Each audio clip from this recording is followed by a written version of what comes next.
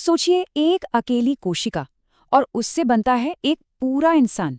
है ना, ये विज्ञान की सबसे हैरान कर देने वाली कहानियों में से एक। तो चलिए, आज मानव प्रजनन के इसी कमाल के सफर को स्टेप बाय स्टेप समझते हैं। ठीक है, तो इस पूरे सफर को बेहतर तरीके से समझने के लिए हम इसे 4 हिस्सों में बांटकर देखेंगे। हम शुरुआत करेंगे बिल्कुल बेसिक बातों से, फिर फर्टिलाइजेशन यानी निषेचन तक की प्रक्रिया पर आएंगे।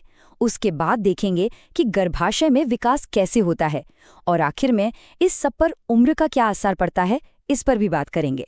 और हाँ, आज हम जो भी बात करेंगे वो सारी जानकारी उस सोर्स टेक्स्ट पर आधारित है जो मानव प्रजनन की पूरी प्रक्रिया को बहुत बारीकी से समझाता है।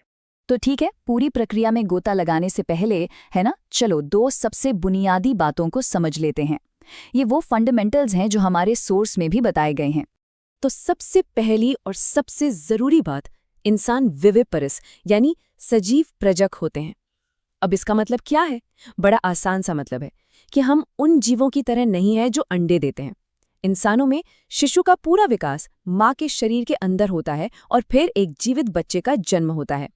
अच्छा, और दूसरी बेसिक बात यह है कि ये एक सेक्सुअल प्रोसेस है, यानी एक लैंगिक प्रक्रिया।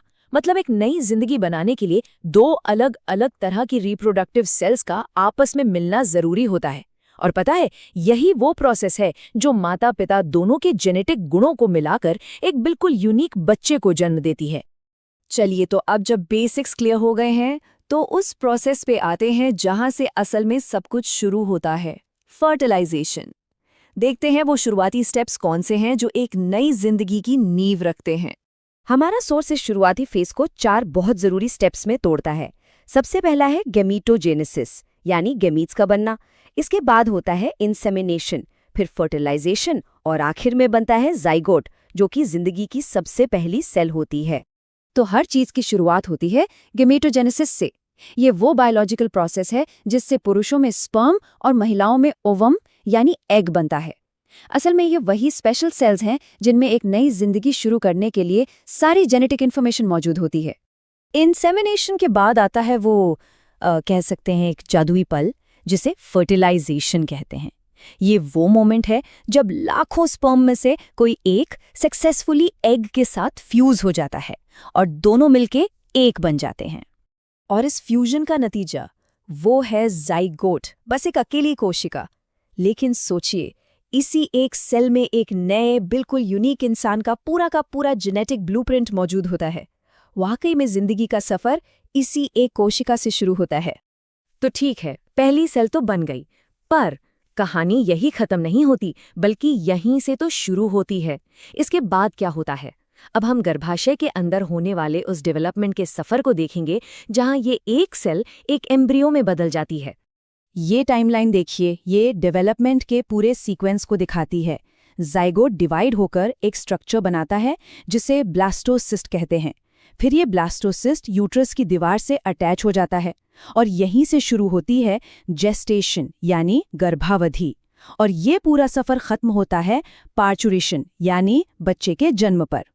इम्प्लांटेशन या अंतरोपण ये एक बहुत ही क्रिटिकल स्टेज है।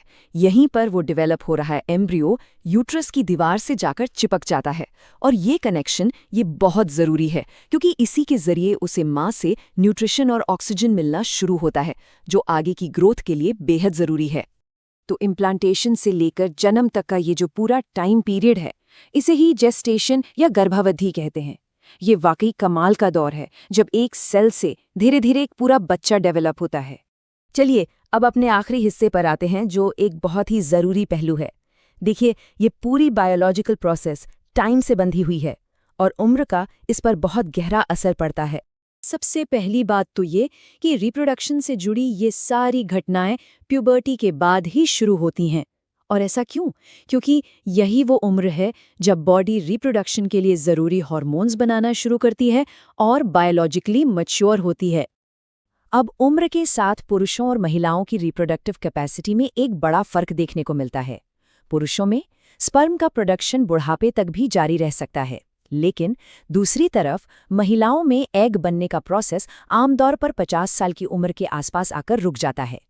तो ये सब कुछ हमें एक बहुत बड़े सवाल पर लाके छोड़ देता है कि आखिर कैसे ये इतना कॉम्प्लेक्स और इतना सटीक टाइमिंग वाला सीक्वेंस पीढ़ी दर पीढ़ी जिंदगी के चलते रहने को पक्का करता है। ये सच में नेचर के सबसे गहरे और फंडामेंटल रहस्यों में से एक है।